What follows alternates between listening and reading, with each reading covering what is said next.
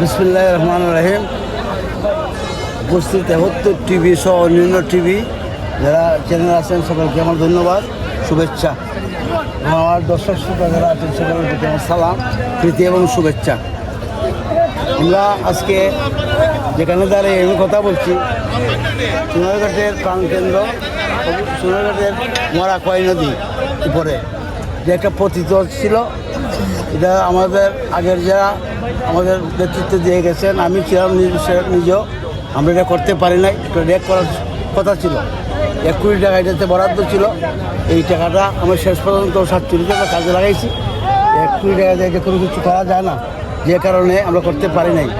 তো আজকে আমাদের মাননীয় সংসদ সদস্য ব্যারিস্টার সুমন পাস করার পর থেকে সে আমার কাছে গেল, সে আমার ভাগিনা, সে আমার কাছে গিয়ে বলছে, মামা আমরা এইটা কাজে লাগাইতে চাই। আমি তাকে পরামর্শ দিলাম, ঠিক আছে তুমি এটা করো, তোমার সঙ্গে আমি আছি।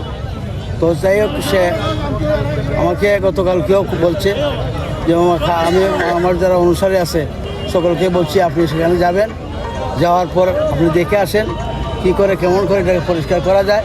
তারপর আপনাকে সঙ্গে সাথে নিয়ে আমি এটাকে সৌন্দর্য বৃদ্ধির স্বার্থে সোনারঘাটের একটা রেক করে এটাকে আমাদের ঝলন্ত একটা বীজ দিয়ে মানুষকে পারাপার করার সুবিধা নিতে চাই।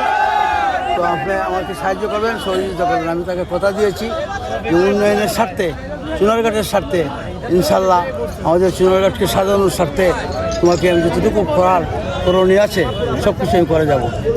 তো আমি আমার ভাগিনার কথা শুনে আমি তার কথা বলার পর থেকেই আজকে আমার তার যে অনুসারীরা আছে, আমাদের যারা সোনারঘাটের আদিবাসী আমরা আছি, সকলে মিলে মিশে এসে সেটাকে আজকে শুভ উদ্বোধন করে আমি এটা কাজ শুরু করেছি।